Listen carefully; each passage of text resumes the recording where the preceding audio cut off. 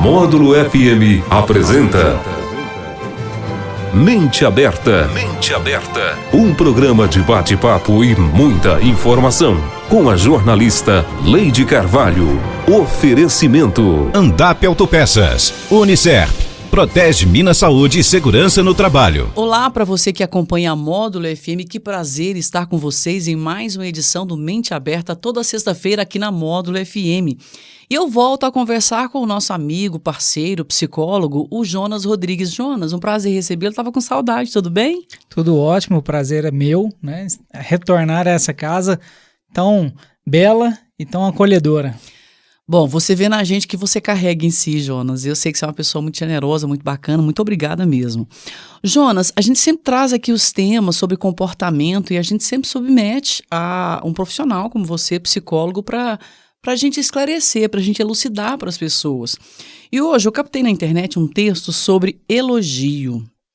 E é o texto de uma advogada, ela é de Brasília, a Patrícia Garrote, e ela fez uma introdução que eu queria ler para você, para que a gente fizesse uma reflexão, você fizesse uma reflexão sobre por que é tão difícil elogiar. Ok. Para muitas pessoas, elogiar é bastante difícil. Reconhecer qualidades e habilidades, então nem pensar. Tudo que o outro faz de bom incomoda e muito. Quem passa na vida competindo, ou como diz uma grande amiga, gasta uma encarnação inteira se comparando com o outro, perdendo tempo precioso que poderia ser utilizado para viver plenamente a própria vida e, via de consequência, se fazer feliz. Quem compete já nasce perdedor. Está sempre tão seguro de sua pouca valia que não hesita em criticar e julgar tudo e todos à sua volta e manipular quem quer que seja para que faça o mesmo. Isso é tão grave assim, é tão profundo assim, Jonas, essa dificuldade de elogiar, porque tem muita gente que tem a dificuldade e talvez nem tenha consciência que é um problema de formação, um problema a ser curado, como a terapia, com autoconhecimento, com leitura. Você concorda? Sim, com certeza. E a dificuldade do elogio, né, no caso, como você citou aí, é muito de uma competição, né? Porque se eu elogio o outro, eu acabo elevando a potencialidade do outro. E eu não quero ele como um competidor à minha altura, por exemplo, né? Ou seja, eu preciso de estar sempre na frente, eu preciso de ser maior, eu preciso de ganhar sempre, mesmo que seja em benefícios. Ou seja, é uma situação completamente desconfortável para essas pessoas que acabam não tendo esse autoconhecimento, porque se afirmam o tempo todo, porém, nas situações mais tranquilas, mais... o que eu posso usar para vocês? Nas situações mais... amenas, tranquilas, cotidianas. Elas acabam tendo dificuldade de lidar. Por quê? Porque onde não existe competição, elas tentam criar o método de competir para que elas tenham algum tipo de benefício. Ô Jonas, qual que é a explicação psicológica? Qual que é a falha na formação da pessoa, dessa pessoa que gosta de competir em tudo? Porque competir faz bem você mostrar o seu valor, mas eu acho que o problema é quando a pessoa transforma tudo numa grande competição. Qual é a falha? Porque tem uma frase que diz que todo excesso é uma falta. Então, o que é o problema? Por que as pessoas elas ficam competindo com o filho, meu filho é mais bonito, meu trabalho é melhor, eu faço melhor, eu sou mais linda. Por que isso? No meu modo de ver, nem é uma falha. O autorreconhecimento, uma necessidade de autorreconhecimento o tempo todo. E isso, ao invés do ambiente, das pessoas no qual eu convivo, no próprio lidar do dia a dia, isso é de forma natural. Só que como eu necessito mais, é mais forte essa sensação que eu tenho, é necessário eu começar a promover esses estilos de comportamento. Por exemplo, o meu filho é o mais bonito da turma, o meu filho é o mais inteligente, eu consigo fazer isso em menos tempo, eu consigo fazer isso mais bonito. Porque eu preciso de autoafirmar o tempo todo.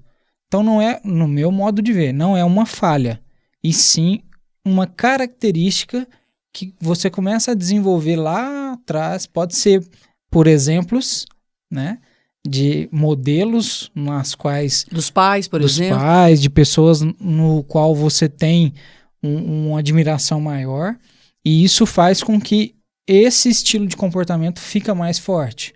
Ficando mais forte, a tendência é você ter essa esse competitividade. modelo de competitividade mais aguçada, né? E isso faz com que você tenha a necessidade de estar o tempo todo em competição.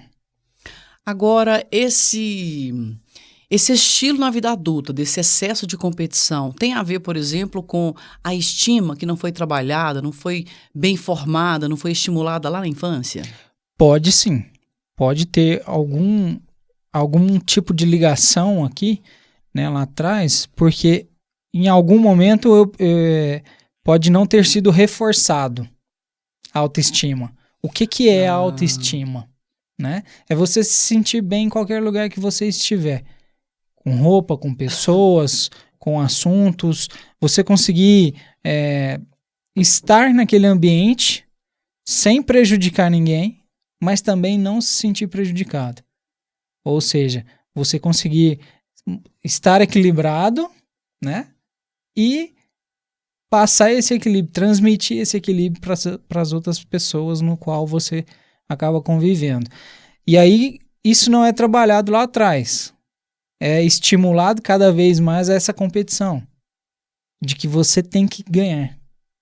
O nosso mercado hoje, vamos voltar um pouquinho para o lado comercial. Sim. O nosso mercado comercial, ele é extremamente competitivo. Por quê? Porque nós precisamos de ter, nós temos uma necessidade de estar sempre em benefício. Eu estou ganhando.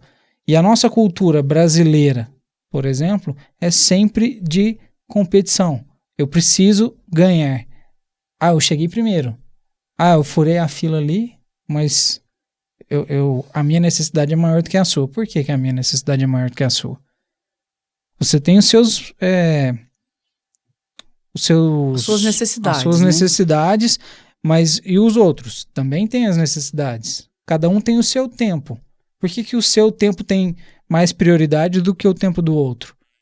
Aí eu entro num pouquinho também da falta de respeito da nossa cultura, né? Porque a gente tem uma tendência muito forte em julgar, pré-julgar as outras pessoas, apontar o dedo para a falha dos outros, mas esquece de olhar no espelho e ver o quanto nós somos limitados e temos muitas falhas. Bom, aqui só para trazer mais um trecho dessa questão da competitividade, o pior é que esse tipo de gente, bem no fundo, admira pra caramba o alvo criticado e julgado, mas como é um competidor, não pode mostrar fraqueza e por essa razão aprende com maestria ímpar só ver e apontar todos os defeitos, até os inexistentes, da pessoa vítima do seu olhar impiedoso. Para mim, só a inveja traduz com clareza inigualável a postura de quem, não conseguindo manipular alguém, ou ser este alguém, manipula os outros para que pensem mal dele. Eu vejo até um traço de psicopatia aí no caso, né? Sim, sim. Porque, independente do que vai acontecer, eu preciso de estar em vantagem. Eu admiro, né? Eu admiro aquela pessoa que consegue, mas eu preciso de pegar o que ela tem de melhor, colocar dentro da minha vida e fazer isso acontecer. Então, de certa forma, não vê sentimento, não se preocupa com emoção. Então, no meu ponto de vista, acredito que é um traço aí de psicopatia também. E aí ela continua aqui no texto. Por que é tão difícil elogiar, aplaudir, enaltecer, bem dizer alguém que está vencendo, crescendo, fazendo algo diferente, bacana, engrandecedor, de grande alcance social?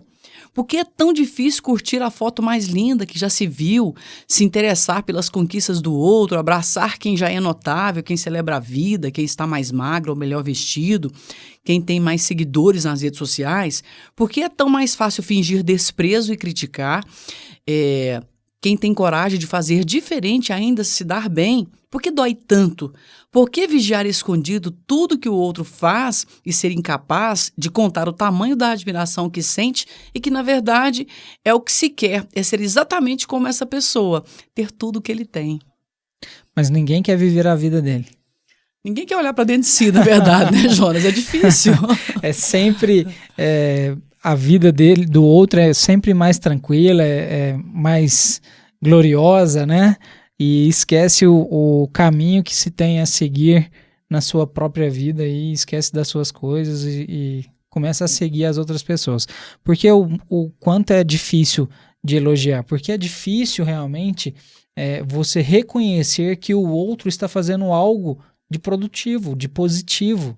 E é mais fácil a gente olhar para o lado negativo, começar a criticar, e aí essa crítica eu começo a viver como se fosse uma verdade. Não, eu não acredito nisso. Essa pessoa não é lá, tudo isso, né? Aí ela trouxe como inveja. Eu não vejo nem como uma inveja mesmo. Eu vejo muito mais como um modelo de vida que você não quer acreditar nisso e passa então a questionar isso o tempo todo. Aí é uma crítica elevada em cima dessa situação e começa a sempre olhar só as coisas negativas.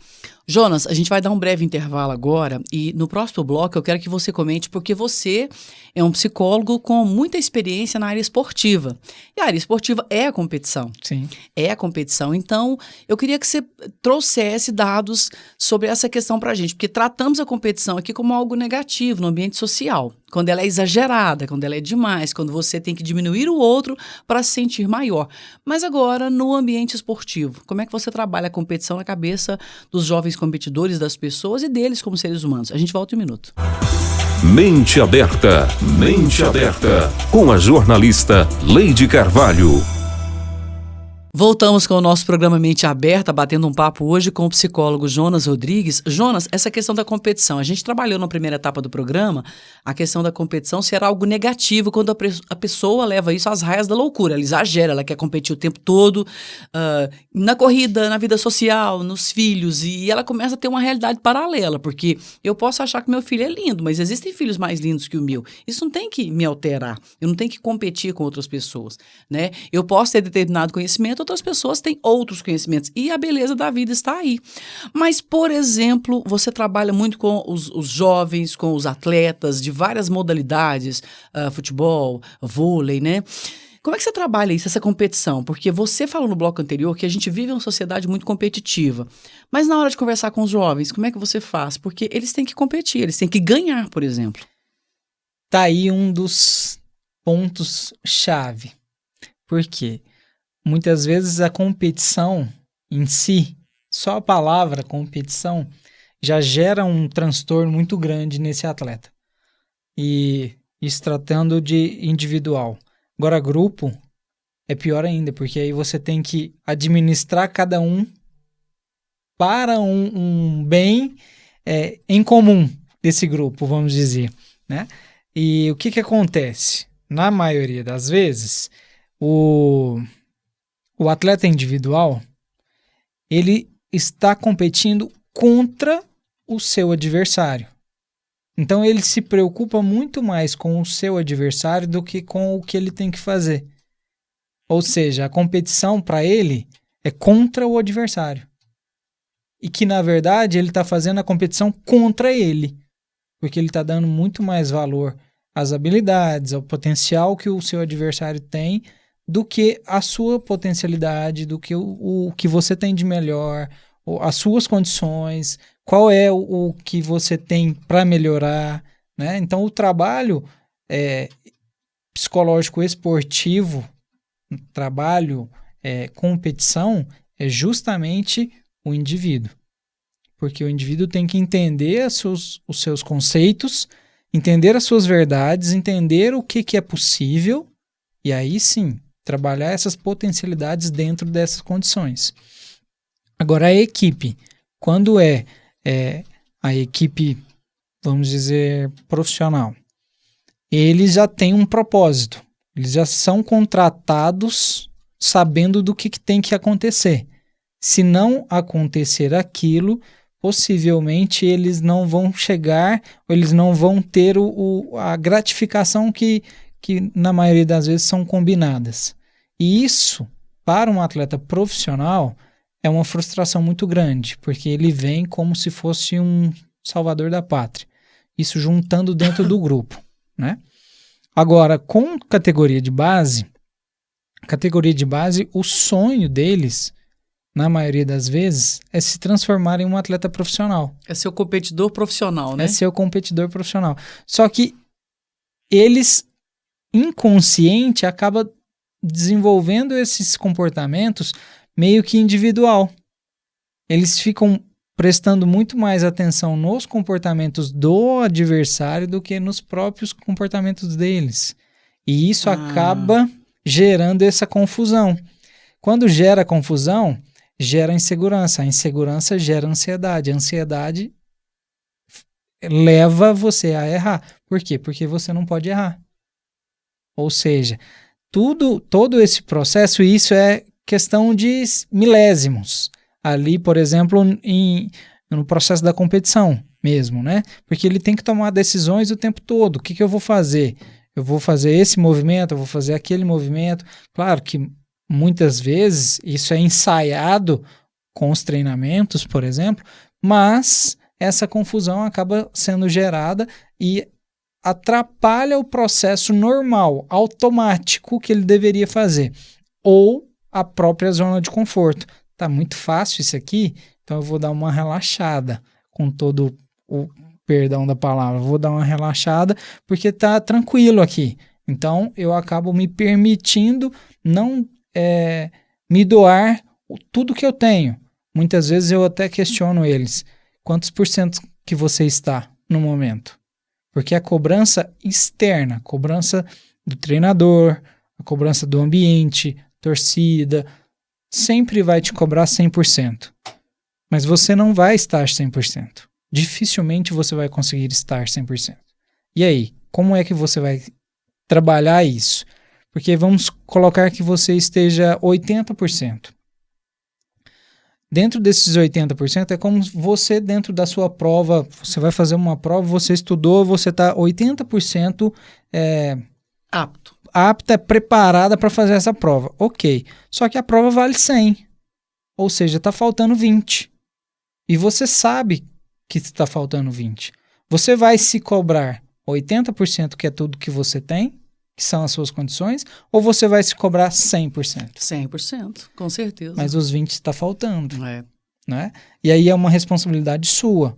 Por que então que você não se preparou os seus 100%? Entendi. Responsabilidade, né? Responsabilidade. Colocar responsabilidade na cabeça dos competidores. Justamente. Só que no dia a dia do competidor, como é muito estressante, é desgastante o processo, nem sempre ele chega 100% na competição. Só que ele vai se cobrar 100%. E problemas surgem daí, né? Surgem daí. Dessa descompensação. Justamente. E aí ele acaba não conseguindo exercer o seu 100%, porque ele não está 100%. E se ele conseguir, por exemplo, exercer 80%, que era aquilo que ele tinha, ele se cobra os 20 restantes. Só que ele não tem os 20 para entregar. E aí essa confusão, para ele, vai estar faltando sempre. Ou seja, ele poderia ter sido melhor. Sempre ele pode ser melhor?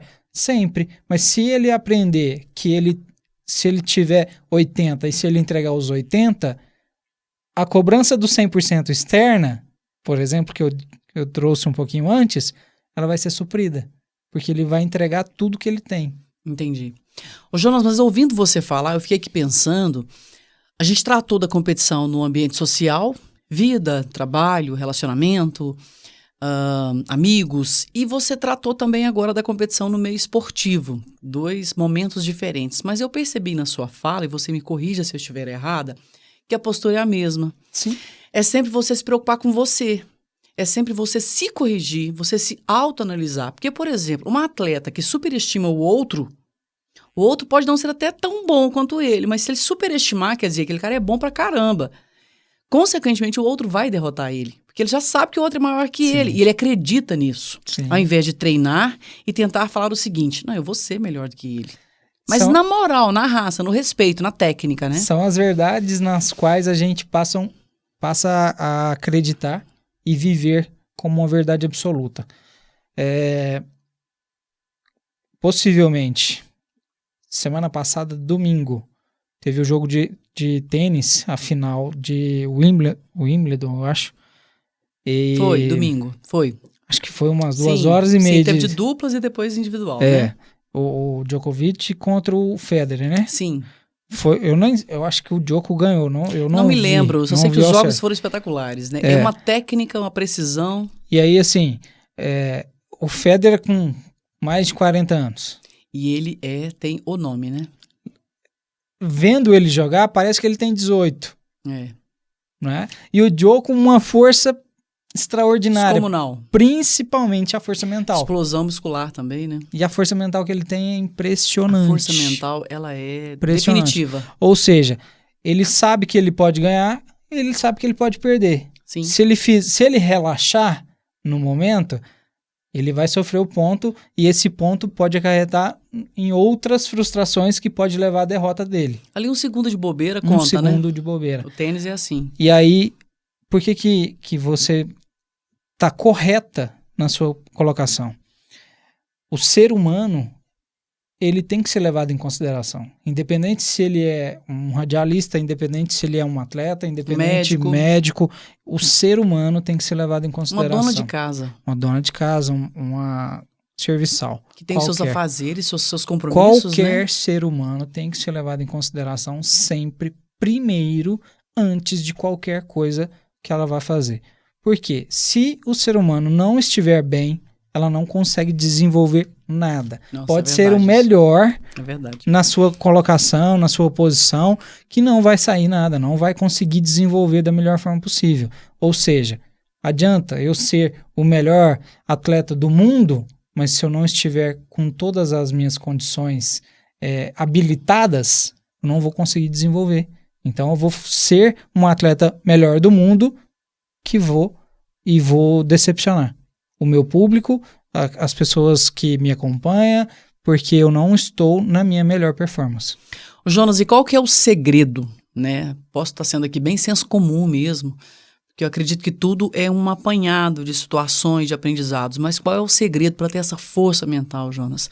Eu separo hoje na minha cabeça, na minha convivência, na minha experiência, as pessoas que têm força mental e as que não têm. As que têm força mental, elas conseguem maravilhas. E aqui, entendo o que eu chamo de força mental, é autoestima, é autoconhecimento, é humildade com sabedoria, é necessidade, consciência da necessidade de aprender. A pessoa que desenvolve isso, ela não leva nada no pessoal, ela não se abate. Se ela se abate, ela vem, comenta, conversa, dialoga e resolve. Só que, em contrapartida, tem as pessoas que elas não têm força mental. E elas precisam, porque no mundo de hoje, eu acho que sempre, desde que o mundo é mundo, né? O homem da caverna tinha que ter força mental para caçar, para organizar o tempo ali. Agora, aquele ou aquela que não tem força mental, eu fico vendo tanto que essas pessoas são prejudicadas no mundo atual. Então, o que fazer desde o início? Eu sempre gosto de falar da estima. Eu gosto muito de estudar sobre estima, eu gosto muito de ver, conversar com as pessoas que têm estima, porque são seres completamente diferentes daqueles que não têm estima. E lembrando que eu encontro bem-sucedidos dos dois jeitos, mas os que têm estima, eles são mais bem-sucedidos, porque são mais plenos, mais felizes. Aí eu queria que você tecesse as suas considerações sobre o que eu estou falando aqui, se é bobagem, se é bem senso comum, ou se tem algum resquício ali de verdade, entendeu? Perfeitamente a sua colocação, porque é o seguinte, nós nos deparamos sempre com pessoas, eu sou assim e vou morrer, eu nasci assim e vou morrer assim. Gabriela. Né? Por isso, esquece que no dia a dia você tem a condição de aprender com todo mundo e com todas as situações. Não, você não precisa ser o melhor, e sim estar disposto e mais disponível para qualquer tipo de situação para que você consiga se evoluir sempre, se desenvolver sempre. Por quê?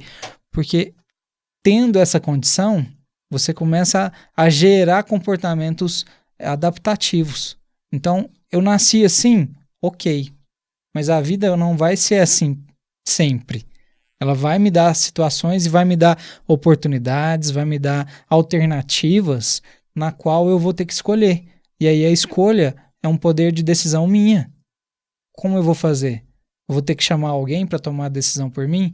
Ou eu vou ter que analisar e sentar, entender o que é bom e o que é ruim? Mas o que é bom e o que é ruim para mim é diferente para você.